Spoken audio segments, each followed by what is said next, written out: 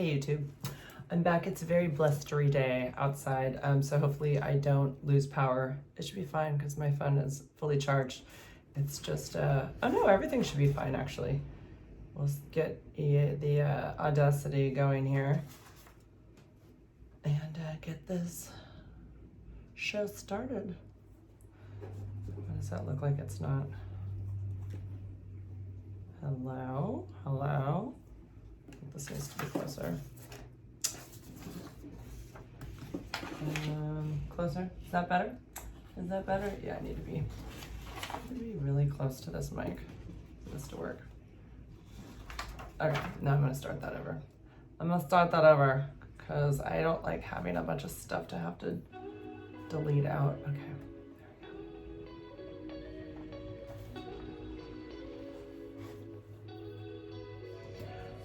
Welcome back to the Don't Stop Me Now podcast, where being negative can be a good thing and being positive can turn the world against you. Hello, I am your HIV positive host, Ms. Jennifer Lee Vaughn, and this is episode number 101. 101, I did it. I am recording on a very special day today. It is February 4th, 2024, and why that is so special is because the number 24 is my number. So today is 2424, 2424, and I don't know, maybe some magic will happen today. Maybe the man of my dreams will get a hold of me and sweep me off my feet. Doubt it, but anyways, I do love those numbers, and even though it's blustery and windy out today, it's really windy, and it was raining earlier, it's still a good day. It's still a good day. Okay, let's see. What do we have going on here? We have the Niners are going to the Super Bowl, and of course, I'm stoked about that. Very happy. That was a really intense game last week for anybody who follows football. The first half was shit. We were pretty much not going to the Super Bowl if you were just looking at the first half. And typically with the Niners, when we're blowing it from the get-go, we're blowing it for the rest of the game. It's just not going to happen.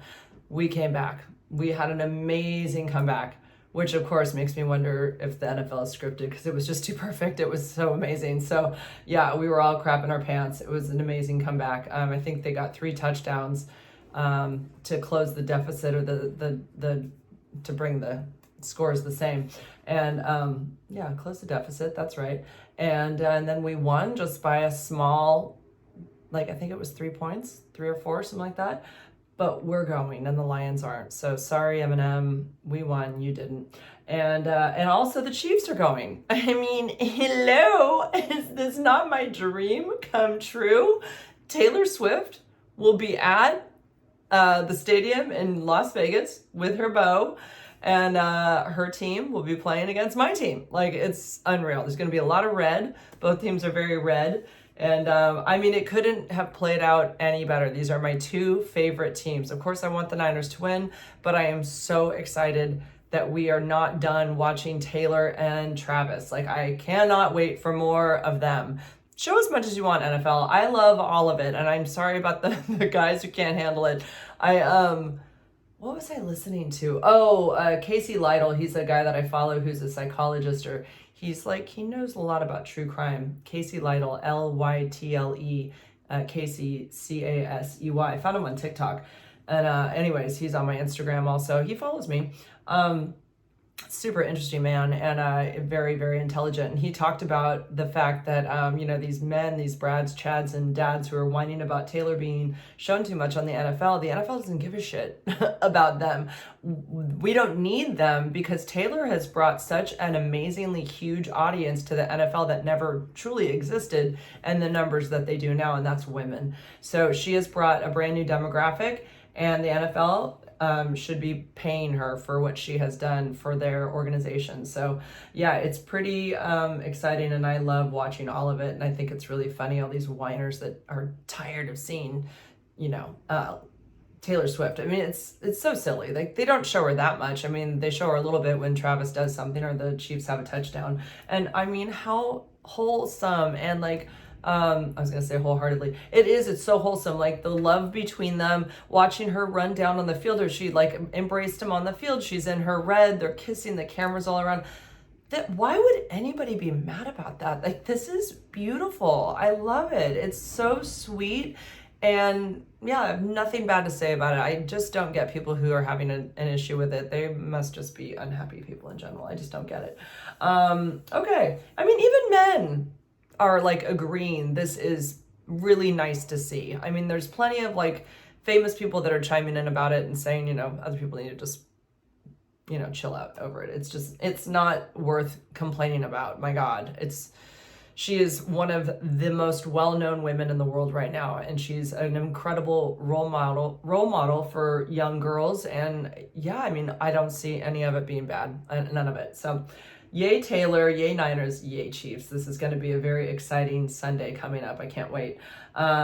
Speaking of big games, my son's varsity basketball team is going into the playoffs. So Aptos varsity, congratulations on your amazing season so far, and let's hold our breath, cross our fingers that you guys go far in your playoffs.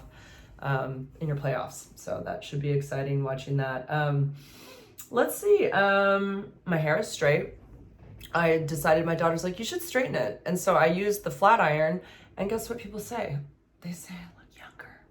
You look younger. Oh my God, I love your straight hair. My daughter writes me, she goes, what did she say? Something about not killing it. Something else. Slay. You're slaying it. Slay or whatever. She loved it, Ryan. So it's actually easier to straighten it than it is to curl it. So I'm done with the big curls. I didn't realize those were kind of making me look aged and beyond my years. I mean, I still think I look younger than 53, but I think the straight hair is definitely a better look. I feel fresher. Oh, and speaking of, it's so weird. I have the Botox, right? I get the Botox like every 3 months. But I haven't done it since early October. And what I typically feel, if for those that do Botox, is you can feel the muscle relax, and you'll feel like a little, it's like you feel the muscle kind of drop. So like in your forehead, you'll feel these little, like, it's like a little twinge, and it's like the muscle letting go because the Botox is fading away. So I did this in October, November, December, January. We're 4 months out. Usually within, I don't know, 10 weeks, I'm feeling the little drops. I can feel it. I have not felt it at all. Nothing. So it's been 4 months. Like, and I'm like, did he give me a mega dose, or did he give me nothing? Maybe I really didn't get a good dose of Botox. Maybe it was just something else. Maybe it was water. I don't know. But like, I mean, I can lift my eyebrows, and I do feel like around my mouth, like it's still kind of looks okay. So this is what I really want. I want just the slightest pullback. I would love a little facelift, just a little bit right here. That's what I'm going to do. That is what I'm eventually going to do, is just pull back just right there. For those that aren't watching on YouTube, the corners of my mouth, like I'm just pulling the back around my jaw, like backing up, like the jowls will come up, the lines around my mouth will go away, and maybe my lip will be less wrinkly. I don't know. I really do want to do that at some point. Okay, so that's that. Botox. So yeah, I'm going to wait till April. That's when I normally do it during my breaks. Like, I would have worked it in before going back to work in January. That's when I normally would have done it, but I don't know. It just I didn't feel the twinge, so I didn't order or didn't make an appointment. Let's see. I have changed something that I haven't done since kind of the beginning of my HIV diagnosis. I am taking my pill in the morning. I don't remember why initially. Oh, I did do that initially because I was on Triumec, and I think it was causing problems with my sleep. So anyways, I'm having trouble with my sleep again. I'm kind of like waking up, mind is too awake at like 1 or 2 in the morning, like my mind is like going, but my body feels tired. My eyes are heavy and hurting, not hurting, but burning, kind of like, you don't want to open them. So I feel super tired. My brain is awake. So when I first started the experiment of taking my pill in the morning, I came down with a cold. So I've been like dealing with a cold. By the way, I don't know if I talked about it in my last podcast. I think I did. My CD4 was 790. I did. I talked about that. 790. Amazing. I think it's the running I'm doing, because I've been running like nonstop since September, like on a really like stringent running, I don't know, journey. I don't know. I've been running at the gym. I do a 1 minute walk just to get myself like mentally prepared when I get on the treadmill. And then I get on the treadmill for 20 minutes. Like I go at 6.1 now, 20 minutes.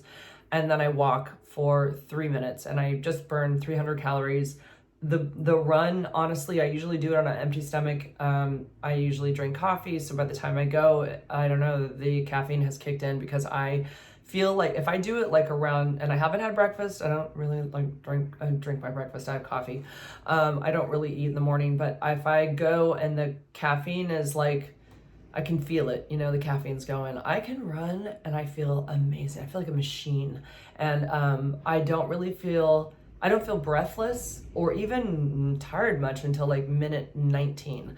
And then I always think in my head, or minute 18, maybe around there. And I was thinking in my head, this is the point where you've got to push yourself through it. But I'm not like dying or anything. But this is the point where you have to feel a little uncomfortable because it gives you, you know, for the next run and the run after that, and the run after that, and the run after that will make it even easier. So, yeah, I dig my running. I really, really am super addicted to it. And I've lost, honestly, more weight than I had planned. But it's kind of like, it's sort of nice because then I can just eat some shit when I want to. And I don't feel guilty at all because I've like run and took care of it. And anyway, what was the point of the running? I don't even know. What was I running? Oh yeah, CD4. I think that is why my CD4 went down.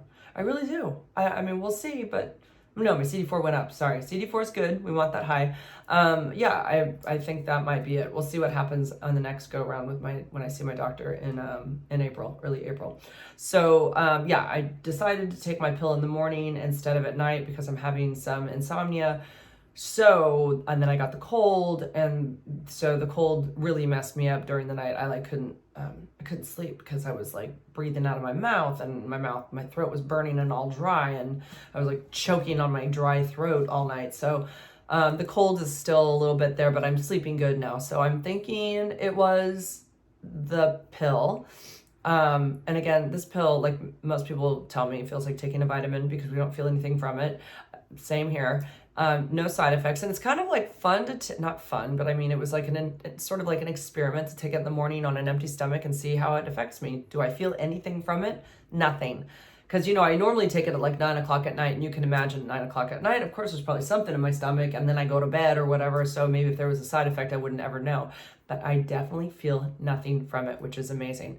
And another thing that could be causing my insomnia, but I kind of am just thinking maybe it's the medication, is menopause. I completely was unaware of it. I checked my little nifty calendar. I have an app on my phone the last time I had my period or whatever it was. I mean, somewhat of a period. But for sure, I would get like a little bit of a cramp in my right side. Always my right side. Isn't that weird? I never got it on my left. There's always like, I think only my right side was releasing something. But anyways, I haven't had it since early December, and all of a sudden when it dawned on me, I was like, oh, it's been 8 weeks. I didn't realize it. So I am 53. It's, you know, I don't have any other signs of it other than maybe having insomnia. And I think that's another reason why I'm running like a maniac, because they say there's weight gain with menopause. I don't want to deal with that. The running's also for my mental health. And I don't know. I just feel like I just see so many stories on TikTok of people that are like incapacitated for one reason or another, like out of nowhere, like an accident or something or illness, and shit. I mean, I'm 53. I can run. I'm gonna freaking run. Like, goddamn, I'm gonna move my body as much as I can because I can, and there's no reason not to. I don't, you know, I want to be like a healthy 75-year-old. You know, I want to be like on top of my game. I want to be able to go walk and not have pain and all of those things. So I'm going to run my ass off now more than ever. Like, I think in my 20s, it was more just about staying in shape. It was for the boys. I mean, it's still a little bit for that too, sure, of course. But like, never was I thinking in my youth when I was working out that this is for the longevity of when I got older or whatever. But I'll tell you, all my weight training that I've done is showing up in my upper body now, because I've always kind of been consistent with my weight training. I'll show you, like, I've got a goddamn muscle. Like, look at this if you're on YouTube. It's okay. This is a jog bra. I can show you. But check, can you see? Like, look at, no, that's not a good view. No, that doesn't even look good. There we go. You can kind of see it there. There's certain views that it looks there. There we go. There's certain views that it looks more like impressive, and the lighting, it looks more impressive. Anyways, I'm proud of it. I'm proud of my muscles. Muscles are beautiful. Okay, enough of that. Let's move on. So Unfiltered Stories on Facebook, I was interviewed by them. Shannon Powers interviewed me. It was through a Zoom. My dog was being a little bitch. He's sleeping over here right now. Oh my God, I get home from work. I get everything set up. We have this time set. I'm being paid for this. Not a lot, but I'm being paid for it. I get on the Zoom. I can't stand right away that I can see myself on the one split screen. So I'm trying to put a lid from a box over the screen. And then in doing that, I like hit a button down below that put my freaking computer on airplane mode. It was such a mess. And then I realized that, and then I thought, well, if I'm covering up my face on there, is she still seeing me? And I'm like, of course she was. But, there was something more about that. Oh yeah, I wasn't supposed to look at myself on the screen. So that was messing me up, because whenever I do my own TikToks or any kind of like social media where I'm like talking into the camera, I don't have to avoid looking at myself. Like I'm typically looking right at myself. So when someone's interviewing you and they don't want you to look at yourself, they want you to look at the little black dot on the camera on your computer, it's not easy to do that. And I also am seeing her reaction every time I'm talking. She's, nodding her head or jotting something down or like really agreeing, and it's throwing me. And I'm like, she wanted, and like there's things that she wants you to say, kind of like little snippets. They're God, what do you call those in the news? Sound bites. So she wants you to say something like a sound bite, but when I'm put on the spot and I've got her staring at me and there's all these other things like don't look at yourself in the camera, and you're realizing that she's trying to get something good to like show as like an opener or something that she's going to tease the video with on Facebook. In my mind, I'm like, I didn't even have time to practice this. Like, I don't even know, like, oh my God. And so, and then we're going into like full stories of like my shooting, like when I was growing up and my parents being divorced, and like, she wanted me to repeat something, but say it a little different. Like and then, Finn's whining. Finn started whining. He just opened his eyes when I said his name, halfway opened his eyes. So I had to like stop the interview like a couple times and deal with him and like treats and stuff. Cause he basically got jealous because my phone was taking up time with him and I'd just gotten home from work. So anyways, it was stressful. We had to start over a couple times and I was so embarrassed. It was like, and finally I got comfortable and I was able to just talk. I got in the zone, but man, I was not feeling it. And I was like feeling so frustrated with the dog whining, and it was throwing me. Like in telling a story, I was forgetting details. I was like going into way too much detail sometimes.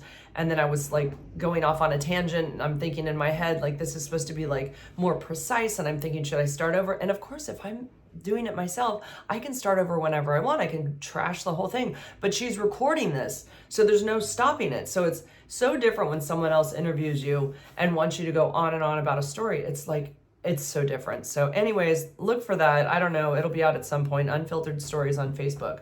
They have like millions of followers. So I don't know. It's good. And we'll see what happens.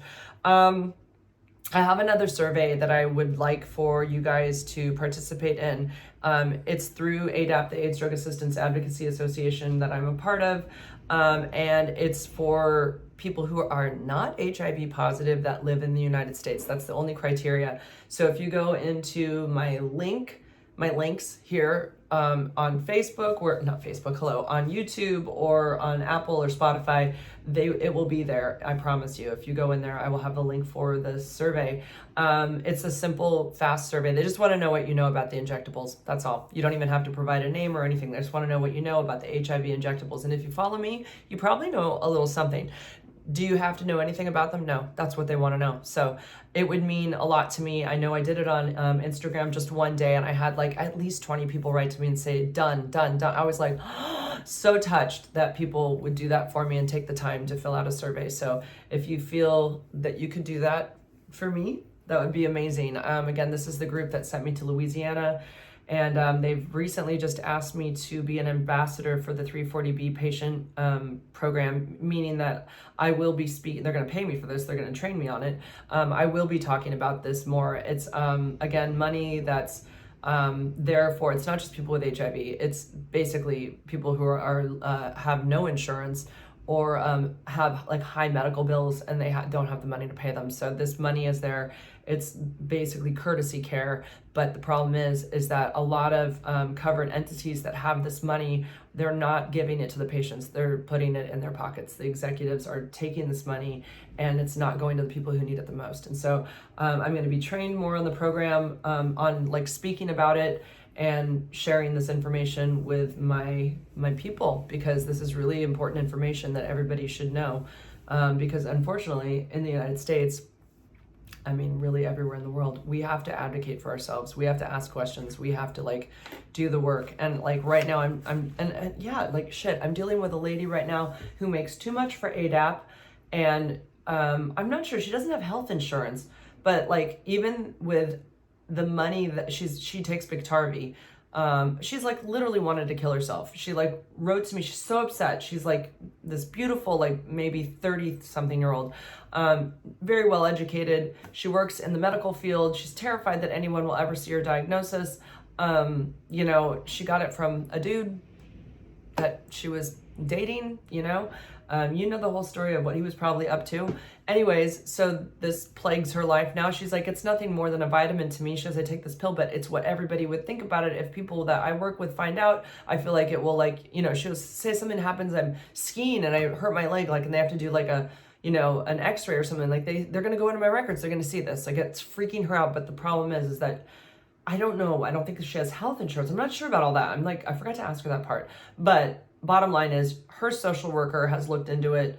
I've given her the name of somebody else who can help her, but it's coming down to like her paying $1,900 a month for Bigtar, which is just, no one should be paying that. Like this medication is handed out free all over the world. Like why in the United States do we have to pay $2,000 a month? She said like this will ruin her, like having to pay this. She goes, it makes her just want to like kill herself, like, or just let herself go and be taken by this virus. And so that's what this does to people, like the fear of having to pay for treatment, for something that more than likely she was probably a victim of. This might have been her boyfriend. I mean, I don't know the whole story, but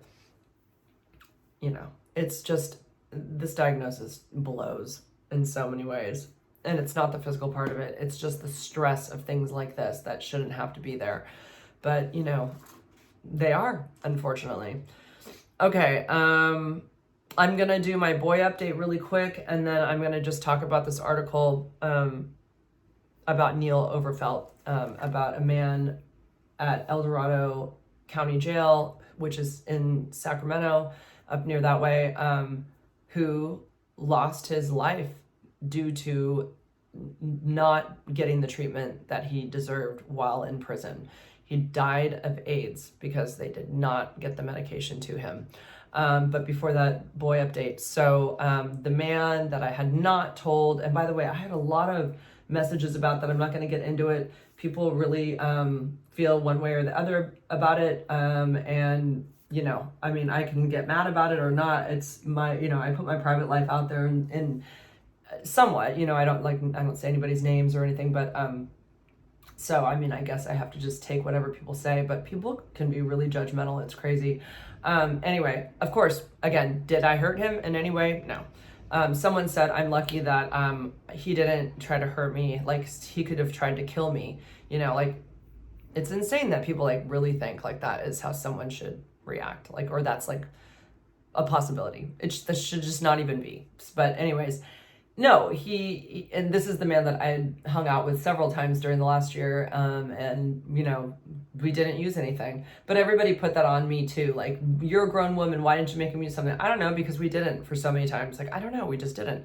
But, people just get mad. Like, get out of my vagina. It's my business. I mean, it is, in the end, it's my business. It's not your business. It's not anything you need to be mad at me about. But anyway, he wrote to me and just asked how I was doing. That was it, like a week ago, and just said, hey, how are you, or whatever. And I was like, I'm good, how are you? And so I guess we're friends. I guess he's not, I don't know, I wouldn't say that, we didn't talk about anything about that. We haven't seen each other. I don't want to see him in that way because I'm over it.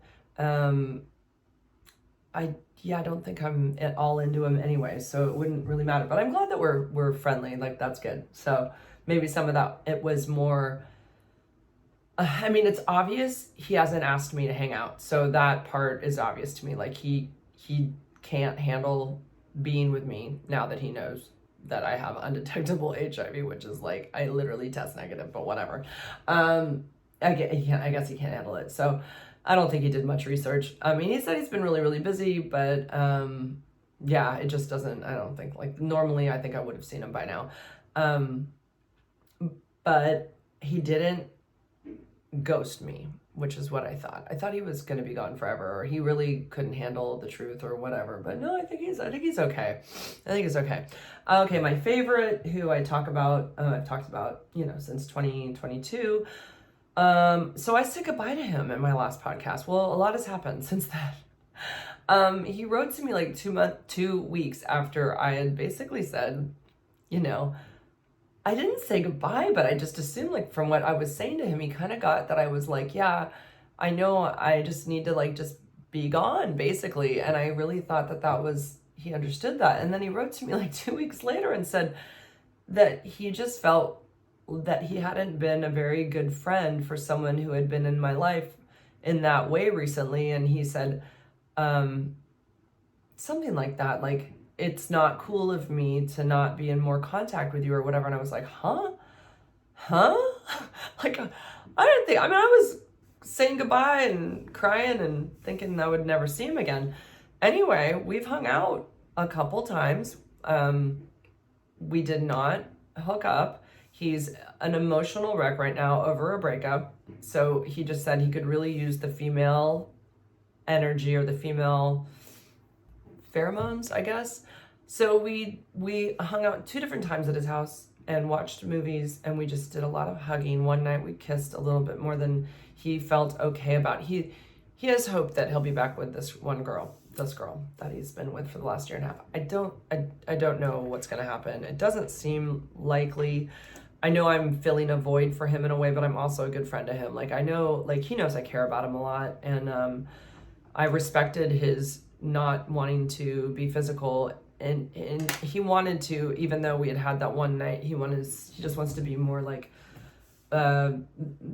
he wants the time that he's not with her, just in case it does work out, to be pure. He doesn't want to have anything, like, in his mind that he wants to, like, be true to her, which I mean, totally get that. He can do that. And so I love hanging out with him and watching movies and hugging the shit out of him. He's one of the sexiest men I've ever known. Like, I can't really explain. Well, he's beautiful, but he has, like, the deepest voice ever. I don't know what it is. There's just something about him. He does something to me, and I really just don't know what it is. I've always talked about, like, our height difference. I'm a lot taller than him. He doesn't care about my age. Like, when I'm with him, I don't feel like I'm, like, 20 years older than him. I just don't. He doesn't make me feel that way. I feel like I'm in college. Like, I feel like we're hanging out in college. And he's got to go through his thing. So anyways, and he came over to my house last weekend and helped fix a plumbing issue, and that was really hot because he knows what he's doing. And yeah, it was fun watching him, like, lay in he was, like, in the cabinet on his back, like, with wrench, and he's like, and I'm like, oh my God. Yeah, he's really hot. Anyway, I'm, if nothing else, I'm glad that I got this closure with him, I guess. When we did have that intimate night, because how it had ended a year and a half ago made me feel like I was cringy to him or whatever. I don't know. I didn't know how he felt about me. So I even told him that. I said, like, if nothing else, like, I'm glad that happened, because yeah, I feel like now I know truly, like, you are attracted to me, and but he wants kids, he wants a normal, like, not normal, but I mean, he wants a family, and, like, he wants things to work out with this girl. So I totally respect him for that. And I don't think it sounds like she's the best choice, because I think they have a pretty fiery relationship, but I'm going to be his friend regardless, in whatever capacity I can be. I'll always be there for him because I just think he's a great guy. I really, really like him as a person. And it's yeah, it gets more confusing if I spend an evening watching movies and getting to hug him and play with his hair and smell him. It kind of messes me up. But anyways, I digress. Okay, let's get into, and just to follow up, we haven't seen each other in a week, so don't know when I will be seeing him again. Also, I did order a mic and I was all ready to use it. Here it is, but I totally forgot to charge it. And I was just ready to do this podcast right now. It's Sunday. My son's gone. The sun was still out, or it was bright out. I'm like, I got to do it right now. Got to do it right now. So the mic was dead. And so for those on YouTube, but the last YouTube video I listened to, it sounded like the audio was fine, even though I didn't have a mic. Okay, so Rainier Simmons, who I met in Louisiana. He wrote this article. Nicolas Overfelt's avoidable tragedy is a symbolic failure of justice. So I'm just going to read along and just comment on this and how I feel about it. By the way, Eric, the one that I got HIV from, lives up in El Dorado County, and he does some, I'm sort of pretty sure he does some outreach with the prison system up there for people that are getting out and trying to get on their feet. He's really, really open about his HIV status and his story, his past drug use, and all of that. So I sent this article to him and said, did you know about this? And he said, I did not, and I would like more information on it, and I would like to try to meet the family. And I know Eric is like, I mean, I don't know if he'll get around to it, but I know if he had that moment to talk to their family, he would be very well spoken and very passionate about what had happened to this man. This tragedy should have never happened. So it says, access to timely, appropriate care is required for high quality of life and optimal health care outcomes. Vulnerable populations face many challenges to proper care, especially people who are living with HIV or PLWH, people living with HIV. Incarcerated people living with HIV endure compounded harm. The same people who are disproportionately represented in jails and prisons are also disproportionately represented by HIV. Recently reported in the media is a story of a young man, Nicolas Overfelt. Oh, it's Overfield. I've been saying Overfelt. Overfield, who lost his life because he was denied his HIV medication while in jail. In February of 2022, Nicolas Overfield was arrested and detained at El Dorado County Jail for failure to appear in court. So I don't know what the reason was why he was supposed to be in court, what the other charges were, but basically that's why he was brought to the prison, because he had failed to appear in court. Upon his arrest, he informed the police that he was HIV positive and required his HIV medication daily to keep his HIV controlled. His medication was present at this home.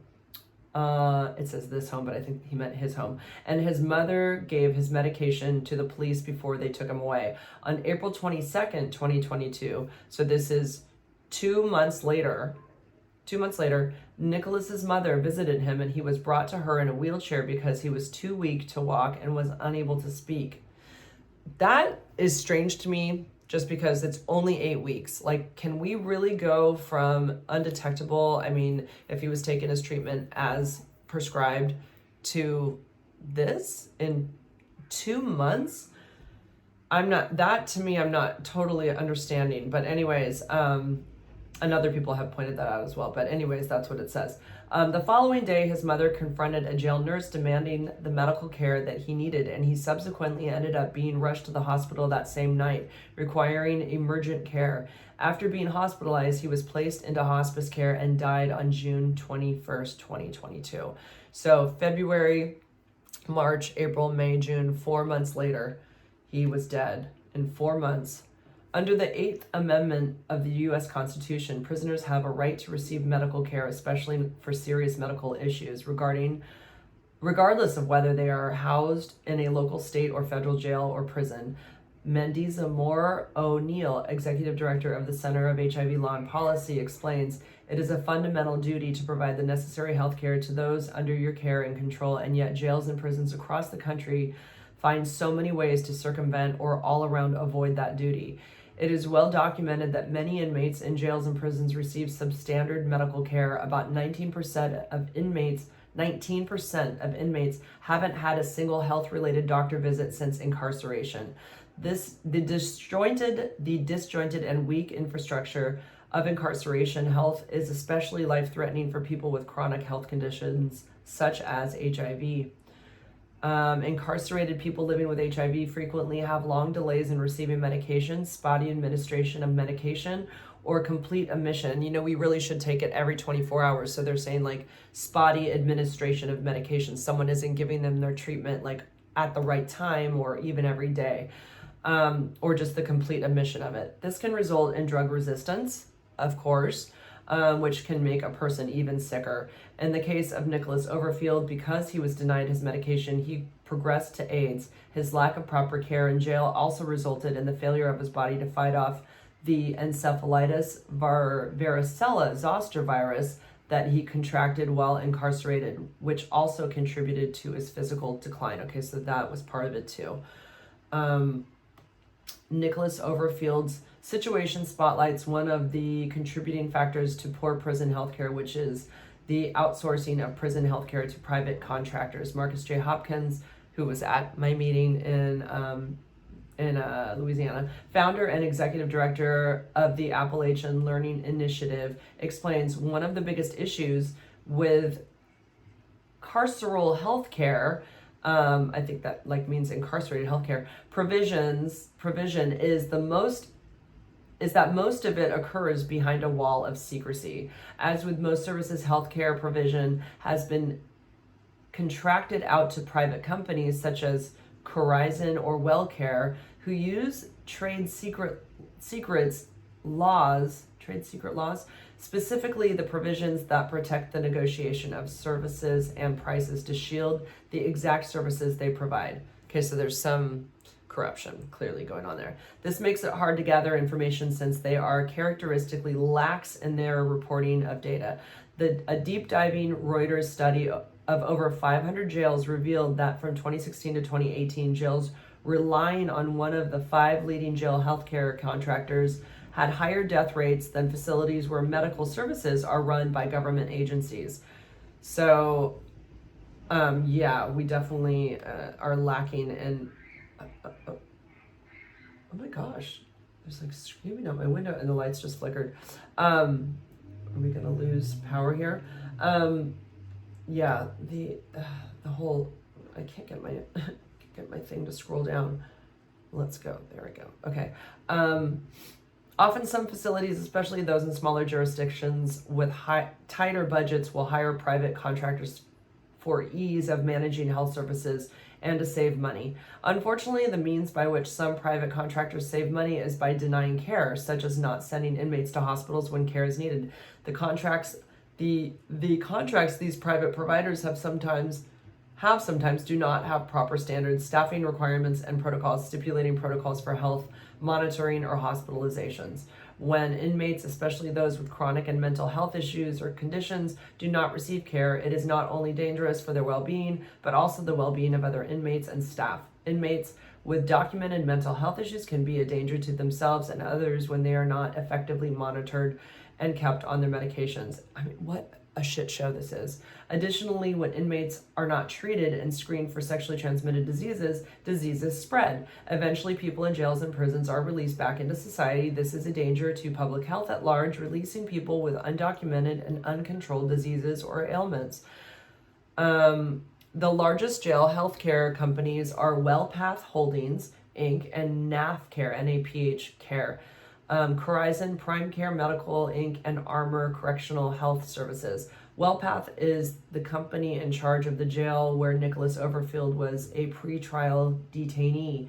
Not only is WellPath private, but it is owned by a private equity firm, which would indicate that it has a targeted interest in saving money and making a profit. Some private jail health contractors state that the levels of healthcare challenges of incarcerated populations are why they have higher death rates. However, studies have shown that when you control However, studies have shown that when you control for the differences in health of the overall population as compared to the general population, private prisons still have more deaths.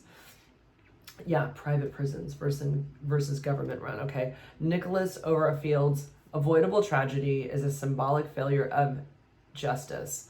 Ms. Moore O'Neill expressed his incarceration sheds some light on the injustice that is our criminal legal system. The fact that he was even in jail because of a February 2022 arrest for failure to appear in court should have us all appalled and ready to overhaul this entire system.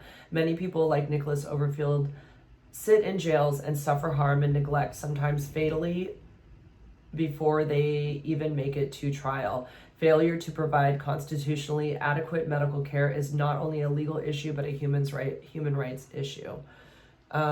This is just tragic to me. I felt like it definitely needed to be exposed and talked about. And I don't really know anything that can be done other than me just sharing it. So it just says, yeah, medical neglect is cruel and unusual. It's shocking to know that this is going on, this kind of corruption. I guess it's not shocking, but it like really does happen. And people do die in jail from not receiving their medication or adequate medical care. And I know a lot of people feel like, oh, whatever, they're in prison. Who cares? We don't really need to take that good of care of them. But a lot of these people do end up back out in society. And if they're not being well taken care of, they'll walk right out, and you don't know what they'll do.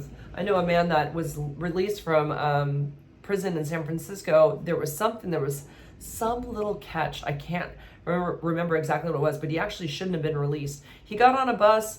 He took a bus straight to Santa Cruz. He got off the bus, and he stabbed a woman to death that owned a business downtown Santa Cruz called Camouflage. Broad daylight, 11 o'clock, beautiful sunny morning, on the sidewalk. He just walked up to her, and he had mental health issues that had obviously not been dealt with. And he murdered her on the streets of Santa Cruz. This happened less than 10 years ago. So yeah, these people do end up back in society, or like this poor gentleman was just, he failed to appear in court, and he lost his life because someone decided, the company decided not to give him his treatment. It's sickening. It's totally sickening. So, again, if you want to check out this article or share it with anybody, it will be in my description. This was provided to me by the AIDS Drug Assistance Advocacy Association program. So, AIDS Drug Assistance Advocacy Association. Okay, I guess that is it for now. I'm going to wrap this up, see where we are time-wise. We good. This is better. I think 40 minutes is better. Can't think of anything else I want to share. Netflix, Love on the Spectrum. I've been watching that. Love that show. Again, that's people with autism who are dating. They have a lot of like repeat people. They're a hoot. I love watching them. They're so honest. And I think that's it. All right, guys.